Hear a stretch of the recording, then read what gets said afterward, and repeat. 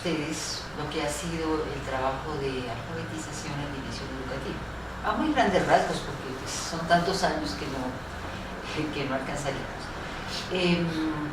Desde sus comienzos, más o menos años 77, Dimensión Educativa se propuso desde su fundación trabajar en el marco de la educación popular, y uno de los temas que fue definido desde el comienzo fue el de la alfabetización y la educación básica de adultos. Ahí precisamente el video que se está filmando es sobre alfabetización. La esperanza nuestra es poder tener institución. Este es sobre alfabetización. El objetivo era entonces, como esto es tanto estos dos aspectos son expresiones de la exclusión y de la situación que viven los sectores populares, pues era justamente eso, trabajar en y por los intereses de estos sectores para que se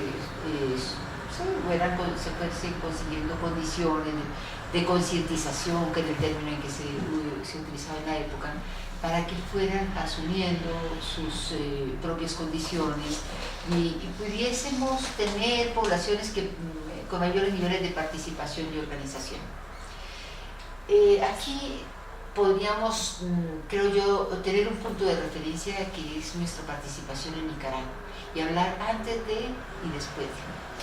Antes de Nicaragua, por ahí años 78, como les decía, 77, 78, nosotros hicimos un trabajo como institución con, eran líderes de barrios de invasión.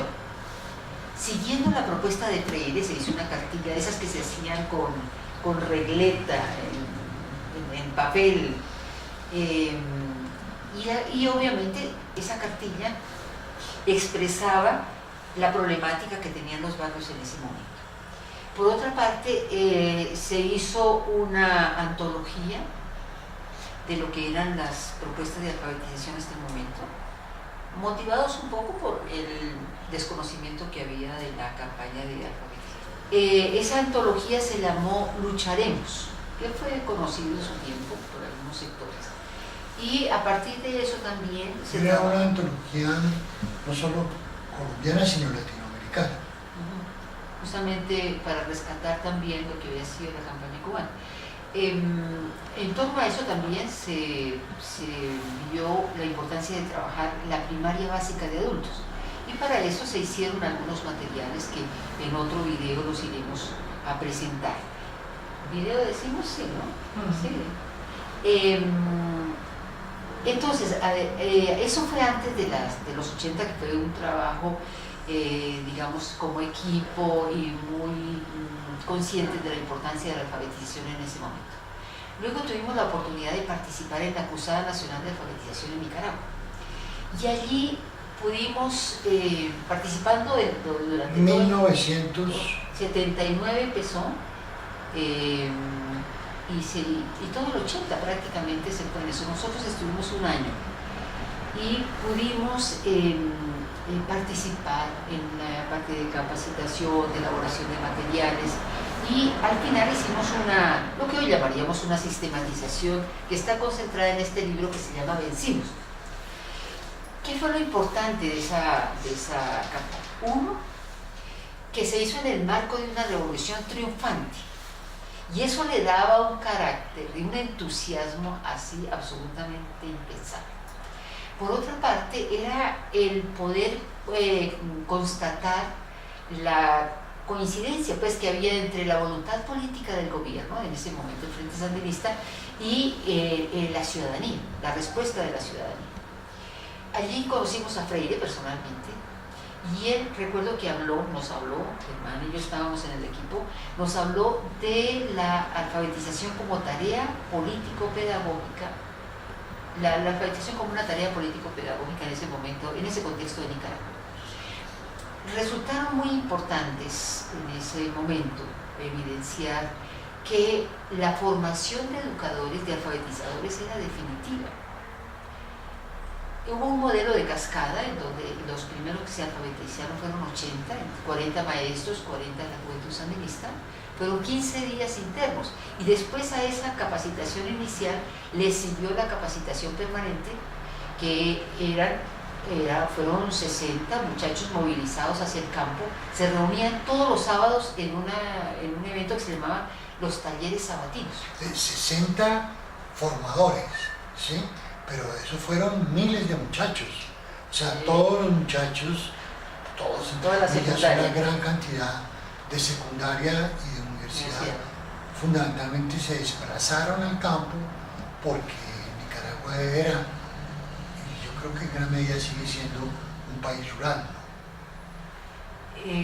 Fue muy importante también, uno, la formación, y otro, el incluir la investigación. Claro que al principio eran los grandes debates de cuál modelo de investigación, se habló de autoinvestigación militante, que eso no lo entendíamos tampoco, pero sí se logró incorporar un componente de investigación que para ese momento pues no era tan común, y que los muchachos a donde iban hicieran un trabajo que luego se llamaron los subproductos, que en algunos casos se venían siendo los productos centrales realmente. Otra cosa importante fue en el trabajo ya de alfabetización, cuando el diálogo propuesto por Freire para nosotros era un paso didáctico. Allí el diálogo era realmente un diálogo nacional, porque era el diálogo de la ciudad y el campo, de los jóvenes y los adultos. Era realmente es decir, como expandir o ampliar esa concepción del diálogo que en términos de enseñanza era sencillamente un paso didáctico. Sí, por ejemplo, más que, como dice Lola, más que ser didáctico, pues era vivencial, ¿no? Un muchacho, diga usted, grado 10º, que se va a vivir 6 meses con unos campesinos donde no hay luz, no hay el baño en el sentido de la ciudad, habrá que ir al río, por ejemplo, a bañarse. Hay todas las dificultades en la comida, pero además todas las maravillas que se aprenden en el campo, por manejo de los animales, a sembrar, a pescar. O sea, ahí era el diálogo, ¿no? El diálogo pues con la pobreza, ya no era una retórica, sino que era una vivencia, ¿no? Y el diálogo de este muchacho de clase media, por ejemplo, con los campesinos de Nicaragua. La experiencia de Nicaragua nos marcó, obviamente. Era la primera vez que teníamos una experiencia de carácter nacional. Porque Nicaragua era muy pequeño, ¿no? Pero era de dimensión nacional. Cuando regresamos a Colombia, ahí hay cosas muy simpáticas, ¿no? Para no dejarlo todo en lo épico. Yo recuerdo que las primeras oraciones se enseñaba el fonema S, ¿sí? Pues porque si uno consulta las tablas de frecuencia de consonantes y vocales, la S, en términos de las consonantes, es de las más frecuentes.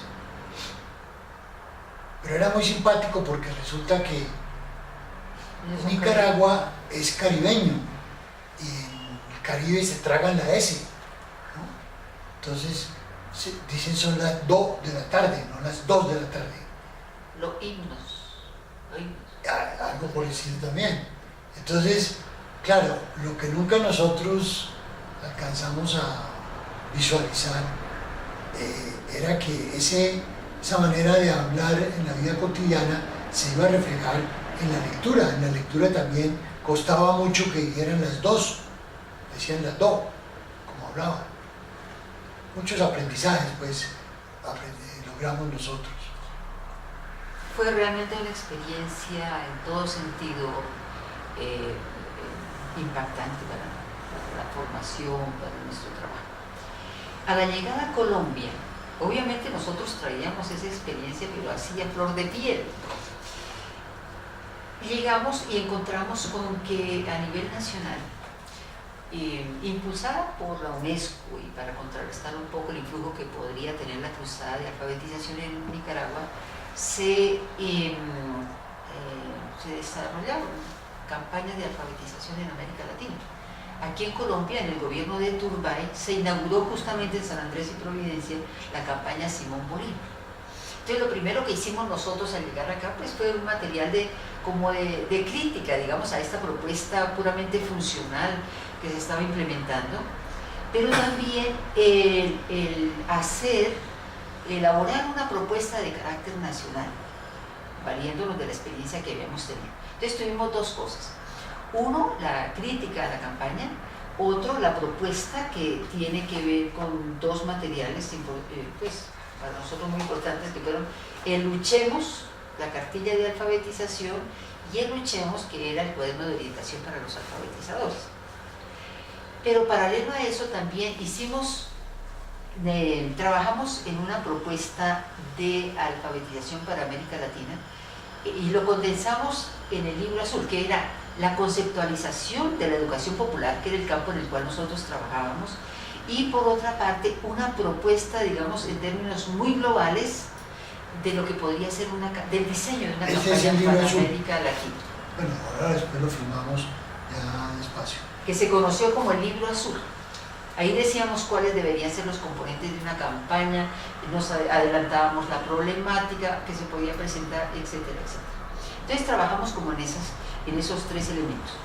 Fue muy importante en la elaboración de materiales porque cada unidad, cada tema, era elaborado por una persona que supiera de lo mismo. Es decir, no fuimos nosotros solos, sino que mucha gente participó en la elaboración. Para nuestro momento y para nuestra experiencia de esa época, pues fue un material muy bien elaborado. ¿Se refiere a la cartilla Luchemos? Y a la de formación de educadores. Sí. Cada unidad tenía su correspondiente formación de educadores. No sé, los servicios públicos, la tierra, la salud, el transporte. Fue muy importante el disponer de unos materiales y por otra el trabajo de capacitación que hicimos de educadores. Como era la tarea del momento, yo recuerdo que una vez hicimos una citación y esperábamos pues como una cosa grande, 70 personas. Nos llegaron casi 120 y no hallábamos ni dónde meternos, porque era la tarea del momento. Realmente hubo una aceptación también por eso, ¿no? La alfabetización estaba en auge, era el eco también de lo que pasaba en Centroamérica. Entonces fue creo que para nosotros fue un trabajo bien interesante. Por ejemplo, en el campo de los talleres, nosotros entonces dábamos la conceptualización de la educación popular, luego pasábamos a presentar el video sobre Nicaragua, que era como para animar a los participantes. Y había una cosa muy importante que fue, creo yo, y que fue un aporte ahí, y luego en las cartillas que hicimos a nivel de ya sectorial, que fue el análisis de estructura y el análisis de coyuntura. Yo creo que fue un aporte muy valioso que hicimos en esa época, ¿verdad? El análisis de donde salía, uno se volvía aspecto de formación para los alfabetizadores, y otro era el componente de la cartilla, es decir, de allí salían los contenidos. Después de esta... Pero usted hablaba de que hicimos un trabajo no solamente en Colombia a nivel nacional con la cartilla Luchemos, sino también acompañamos en unas más, en otras menos, experiencias nacionales. Experiencias nacionales que con el tiempo se fueron plasmando en una gran sistematización o evaluación que realizamos posteriormente. Solamente menciono alguno, por ejemplo, después del terremoto de Popayán. Eso fue como año 83, yo creo. Se hicieron una serie de asentamientos y un grupo de muchachos realizó una campaña de alfabetización allá. Aquí está consignada esa experiencia. ¿Podríamos leer las que están consignadas? Está también María la Baja Bolívar. está lo de los artesanos de Fique Santander. ¿Por qué no comenta algo sobre eso? Lo que hicimos con el CINEP, por ejemplo. Ah, sí. El CINEP tiene una presencia muy significativa en la zona y nos pidió que acompañáramos el trabajo de alfabetización. Hicimos un trabajo en Curití y Aratoca. Curití fue simpaticísimo porque al principio el párroco estaba receloso de las entidades que vinieran de fuera, pero sin embargo nos aceptó y él quiso hacerlo pues lo mejor que podía, y fue recoger el nombre de los adultos que no sabían leer y escribir y los leyó en la misa. Entonces obviamente pues eso nos afectó tremendamente. Por otra parte, nos invitó a conocer una experiencia que daba a horas de camino. Fuimos con Sonia en esa época y encontramos una experiencia, digamos, muy singular. Una mujer, era la maestra, ¿no? No, era una mujer de la comunidad, pero ella venía los fines de semana, los domingos, el domingo, sí, y ella pertenecía a la parroquia y ella llevaba la hoja como para hacer la celebración de la palabra en su comunidad. Entonces nosotros nos fuimos con ella de la 1 de la tarde como hasta las 7 de la noche, y ella lo que hacía era lo siguiente: en una escuela llegaba a la comunidad, lo primero que hacía era la lectura de la palabra y comentaba el evangelio y tal. Luego nosotros estuvimos ahí con Sonia y veíamos que la gente no se iba. La gente se quedaba ahí, entraban como 12 o 15 personas a alfabetización, ella hacía la sesión de alfabetización y la gente ahí. Yo veía una cosa como esta, un tocadiscos así de esos largos que había antes, ¿no? Con casetera, y la gente no se iba. Pues era que ella había logrado que la alfabetización quedara entre la celebración de la palabra y el baile. Pues ¿quién nos esperaba, pues, no? ¿Quién aprendía así? Entre alma y cuerpo, entre danza y espíritu, todas esas cuestiones interesantes. Esa fue un hecho. Otra cosa que quisiera también es que la experiencia en Nicaragua nos abrió las puertas, digamos, en muchos países de América Latina. Pero espérese, yo termino lo nacional, porque además de los artesanos de Fique que estaba mencionando Lola, con la anécdota, estaba Cartagena del Chairá en el Caquetá, el Colegio Claretiano de Bosa, la Coordinadora de Educación Popular en Bogotá, San Bernardo del Viento en Córdoba, el Pato por la Universidad Colombiana y el sector de Calozaguán aquí también en Bosa. Eso como que recogía lo que habíamos hecho a nivel así de sectores donde no era ya que nosotros propusiéramos, sino que nos llamaban a que les ayudáramos y acompañáramos su trabajo. Les decía que también, paralelo a esto, nos invitaron en algunos países de América Latina, no en todos, obviamente. Quizá yo recuerdo, y recordamos, estuvimos Germán y yo en Argentina, recién que subió Alfonsín al gobierno, y allí, después por mencionar solamente algo, allí nos decían que estaban muy de acuerdo con la metodología, pero que no estaban de acuerdo para nada con la ideología, como si se pudiera alfabetizar o educar sin ideología. En Venezuela estuvimos haciendo el trabajo también con formación de alfabetizadores, y allí se hizo una cartilla que se llamó Abre Brecha, que se trabajó en las escuelas radiofónicas de Fe y Alegría. Y en el Ecuador, bueno, estuvimos también en el Perú con CELADE, y en el Ecuador, que quizá por el tipo de trabajo que hicimos también, es el encuentro con esas lógicas andinas que no eran tan conocidas ni tan claras para nosotros. ¿Recuerda usted algo? ¿Con los indígenas? Sí, con los indígenas, con la FENU y el Ecuador. ¿Algo tenía usted, recuerda algo de lo de los Ecuador, de la experiencia en el Ecuador? Por ejemplo, ahí uno se encontraba con debates poco comunes, ¿no? Por lo menos desde nuestra experiencia. La cartilla, todos sabemos, en el Ecuador la población indígena es muy numerosa, y esta era una cartilla o una campaña propuesta por las asociaciones indígenas. Entonces el debate era: ¿se hace una cartilla bilingüe, español-quechua? No solamente quechua, porque había más lenguas en el Ecuador. ¿O se hace solo en la lengua indígena, por ejemplo?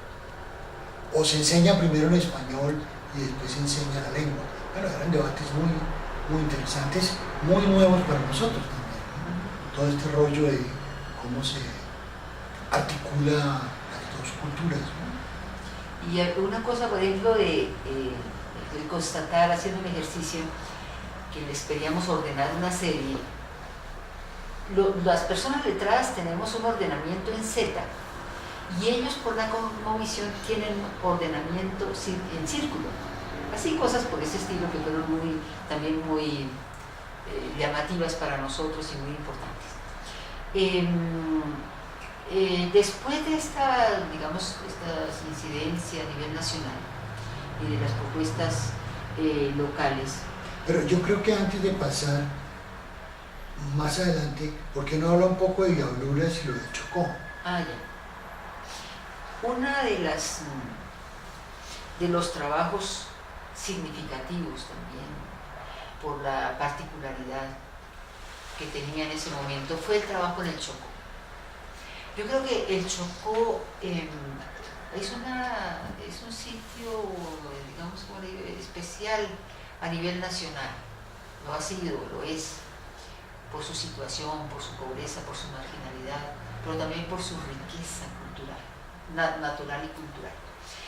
En un trabajo en el cual acompañé la alfabetización, se hizo una cartilla, duramos 8 meses preparando la cartilla. Cada tema, cada frase, cada lámina era absolutamente discutida. Bueno, terminamos la cartilla, se llevó a las comunidades encantadas, pero al poco tiempo la alfabetización fue decayendo. Y haciendo un análisis veíamos que, era el momento del equipo, pero no era el momento de la comunidad. Era una comunidad eminentemente oral, y en una comunidad oral donde uno sepa leer, pues como que lea la fórmula médica o la revista que llegó, pues era suficiente. La forma como llegamos, pues obviamente no era la más indicada. Entonces lo que hicimos fue reconocer primero eso, el fallo que tuvimos, y entrar con unos materiales que eran eminentemente, ¿qué será?, casi artesanales, pero que recogían la cultura. Entonces, por ejemplo, había uno que era nuestras fiestas patronales, el cultivo del arroz, la pesca, cuando alguien muere. Y eran muy pequeños, pero recogían lo que ellos sabían. Allí fue como constatar que era primero el reconocimiento de lo que ellos eran, primero que el conocimiento que nosotros queríamos llevarles. Mientras no se reconociera y ellos se reconocieran en su cultura, era muy difícil que aceptaran lo que nosotros queríamos llevar. Y no era porque no se necesitara la alfabetización, sino que no estábamos haciéndolo de la manera correcta. Entonces, allí era comprender que era primero, que si se quiere, la posalfabetización, o que había que primero letrar el ambiente para que la gente tuviera que leer, y luego sí la enseñanza. Entonces yo creo que para eso fue un aprendizaje estupendo. Otra experiencia es Diabluras. Diabluras es importante por muchas cosas. Eso fue en Neiva, ¿no? Yo resalto dos, fue en Neiva, en Filodiambre, en un barrio que llamaban Filodiambre, que había sido un barrio de invasión. Es una experiencia que hacemos nosotros con un grupo que trabaja con niños en una escuela. Siempre hemos trabajado con adultos. Este trabaja con niños, por un lado. Y por otro lado, es una experiencia donde nosotros, más que hacer la cartilla, ni la hacemos nosotros, ni la hacemos ni siquiera conjuntamente con un equipo de los educadores que estaban in situ, que estaban en los lugares donde se iba a hacer la campaña, sino que nosotros damos una herramienta pedagógica, que es una secuencia silábica, una propuesta metodológica de alfabetizar, y ellos muy autónomamente hacen la cartilla, o sea, rellenan, le ponen carne a esa estructura que nosotros planteamos, porque habíamos encontrado que dejar a la gente que se reinventara por sí sola todo, por ejemplo, que hiciera estructura y además hiciera temática, estructura metodológica, y además la temática se les salía de las manos. No, eso no era tan fácil. Pero aquí nosotros encontramos un camino donde la temática era trabajada por ellos, y la estructura pedagógica era planteada por nosotros. La cartilla se llamó Diabluras y con eso muchos años, muchas de los niños aprendieron a leer y escribir.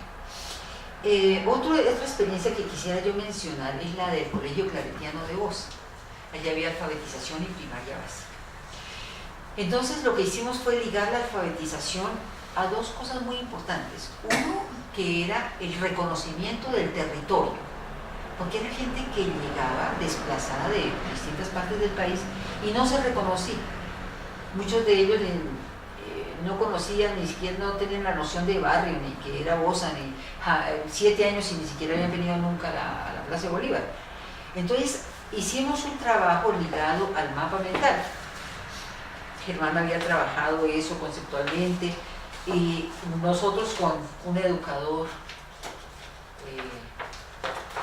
muy hábil también, Que acaba de morir. murió hace poco, sí, Juan de Dios Díaz, hicimos el mapa mental, es decir, el reconocimiento del territorio, el reconocimiento vivencial, que algunos llevaban los mapas esos que había en las urbanizaciones, que era una cuadrícula, les decíamos, no pinte, es decir, pinte lo que usted reconoce de su barrio. Y con eso integramos en uno solo, y esto fue trabajado en la primaria de adultos, y después era simpático porque yo lo encontré en varias cafeterías ahí de Bosa, o en las salas, en las tiendas, sí, cafetería era en la tienda, donde yo a las 5 de la tarde me tomaba un café en una tienda, y ahí estaba el mapa, y en la alcaldía, y en las salas de los estudiantes.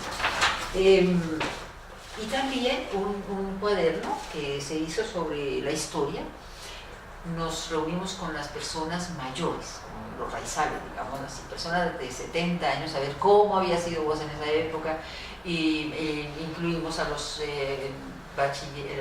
niños de primero de bachillerato. Entonces hicimos como una reconstrucción histórica, como un material de lectura, no como, sino un material de lectura, donde se leyera la historia de Bosa y donde se tuviera el reconocimiento de lo que era el territorio.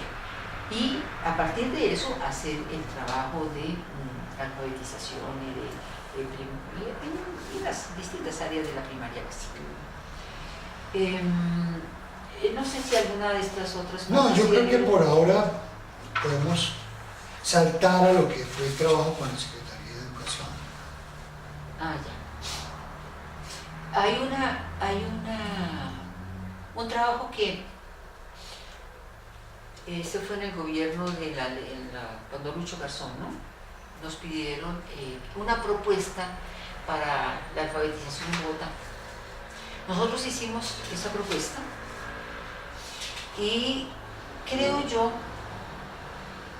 que de esa experiencia son rescatables las siguientes cosas para hoy. Uno, el vincular a la academia.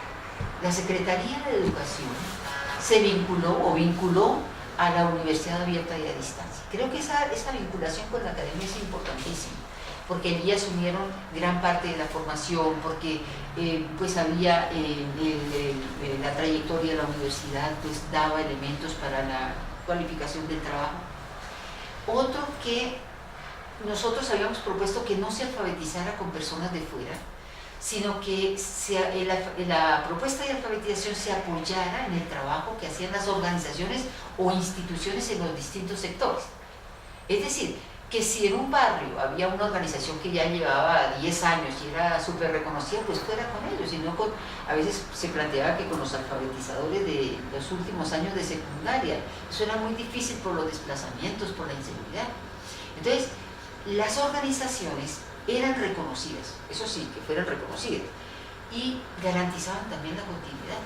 La Secretaría muchas veces no estaba en condiciones de hacerlo, o la brindaba en colegios donde la gente no podía ir, no alcanzaba a ir. Entonces, las organizaciones con sus trabajos, vinculación al trabajo, las distintas cosas que realizan, permitían que esa continuidad se diera dentro de las posibilidades que ellos tenían. Por otra parte, se hizo una prueba piloto. Y esa prueba piloto fue importantísima, porque fue una cosa casual. En este libro. Sí, fue una cosa hasta cierto punto circunstancial, porque habían contratado a 11 personas que tuvieran título universitario. lo cual tampoco da garantía de que una persona que tenga título universitario tenga una lectura de la realidad, pero bueno, tenían elementos para afrontar esta situación. Entonces con ellos hicimos un trabajo, a ver, como venían de distintos sectores, había de cárcel de mujeres, cárcel de varones, había una ladrillera. No es que los alfabetizadores vinieran de la cárcel, sino que tenían un trabajo ahí. Allá, sí. Eran ladrilleras, cárceles, vendedores ambulantes, ahora no recuerdo, cárcel de hombres y cárcel de mujeres. Entonces, como tuvimos la posibilidad de hacer un trabajo de formación sobre la marcha, nos reuníamos toda la semana, los miércoles a las 3 de la tarde. Entonces preparábamos las lecciones, pero atendiendo a la particularidad. Yo recuerdo, por ejemplo, para la cárcel de para la Picota tal vez, una de las unidades que para ellos, a uno le parecía raro, pero para ellos era importante, era el patio, porque allí el patio para la cárcel era importantísimo. Y así, para cada sector iba construyendo sus lecciones con sus problemáticas. Nosotros organizábamos esto para que el avance, el desarrollo, pues estuviese más o menos, hubiese seguimiento a eso. El asunto es que en esta experiencia la cartilla no era el material de entrada, sino era el producto final. Es decir, la persona se alfabetizaba cuando podía mostrar que hizo su cartilla. La cartilla estaba individualizada y en el colectivo se realizaba con la orientación de los alfabetizadores. Entonces yo creo que eso fue una importantísimo. Recuerdo que el nombre de la cartilla de la cárcel de varones se llamaba Mandela y el de los vendedores ambulantes se llamaba Bajando Bandera, se dice en ellos, ¿no? Bajando Bandera. Así cada uno le puso su nombre y claro, eran materiales pues con las hojas no tan pulidas ni tan finas, maltrechas, pero era su cartilla. Eso fue muy emocionante poder terminar con la cartilla. Ese grupo piloto sirve como base para una etapa más masificada, ya a nivel de Bogotá, ¿sí? Que tenía cuántas instituciones incorporadas, como unas 15. Porque se presentaron muchos, pero se seleccionaron, porque a veces también hay cierto oportunismo en estas cosas, porque había algunos recursos, pero se seleccionaron los que estuvieran con unas 15 o 20 instituciones. Sí. Allí hablábamos nosotros, basados en esa experiencia que acaba de comentar Lola, de que la propuesta metodológica era una cartilla inconclusa, porque al igual que en Diabluras, o iniciado por Diabluras, y reafirmado con la experiencia piloto que se mencionó, ya habíamos aprendido que si contábamos con una ayuda fundamentalmente pedagógica, la gente podía construir su propia cartilla. Entonces una cartilla inconclusa. Y era muy lindo porque, así como Lola cuenta, se pudieron hacer muchas cartillas. Perdón, yo recuerdo que con estos jóvenes se hizo el diario de campo, se hicieron diarios de campo y eso para la formación fue de un valor incalculable, porque se analizaban los diarios de campo, ¿no? Se tematizaban y se hacía el análisis sobre los diarios. Entonces los problemas, al principio son problemas organizativos, pero cada vez se van evidenciando más los problemas pedagógicos y luego al final se van evidenciando los problemas de la continuidad. Bueno, aquí se alfabetizaron no sé cuántos miles, ¿no? No sí, recuerdo, sí, pero fueron... Sí, fue un número significativo. Un número grande de personas en Bogotá, ¿no? Sí. Mire, dentro de las organizaciones había como 6 localidades. En Antonio Nariño estaba Fundives, Asociación Palos, Cuerdas y Cotizas. En Barrios Unidos estaba Unifo Uruco. En Bosa, Fundac, Fundación Viento y Libertad, Porvenir, Repaso. Sí, muchas organizaciones se vincularon a eso. Pero sí, fue un acierto, porque eran realmente los que podían adelantar este trabajo, ¿no? Entonces después continuaban con sus, muchos de ellos tenían capacitación laboral, aspectos culturales que resultan muy valiosos, ¿no? Porque fíjate que recuerdo, tal vez recordando el trabajo que se hizo tal vez fue para Neiva con la alcaldía, que lo que pedíamos era, mira, en cambio de hacer alfabetización, que es complicado, lo que proponíamos era hacer un proyecto cultural donde la alfabetización fuera uno de los aspectos a trabajar. ¿Recuerdan en Neiva? Sí. Fuera uno de los aspectos a trabajar, que trabajáramos con los medios de comunicación, con los muchachos, con los adultos, recogiendo la historia, y que tuviese esa connotación de un proyecto cultural donde alfabetización fuera uno de los aspectos. Y creo que para mí fue una propuesta también, creo yo que fue muy significativa. Claro, no llegó a operacionalizarse del todo, pero creo que sigue siendo una propuesta válida para mí, ¿no? Aquí, por ejemplo, sí fueron cerca de 5.000 personas que se alfabetizaron, y el nombre de algunas cartillas era: todavía estamos a tiempo realizando sueños, nunca es tarde para el grupo de la tercera edad, imagínense. Chihuahua, luna ondulante, es la traducción, me supongo, de música. Mandela, andando, turbiqué, echando para adelante. Y salían oraciones que se generaban según las subpoblaciones con las que se estaba trabajando. Por ejemplo, en el campo de la educación pueden salir